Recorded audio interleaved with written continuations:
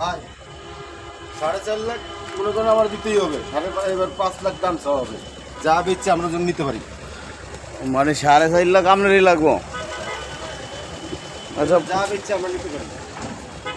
হইলে বেচবো, অসুবিধা কি? তো এরকমের মধ্যে তারপর তো কথা কইবো, জানাইবো না।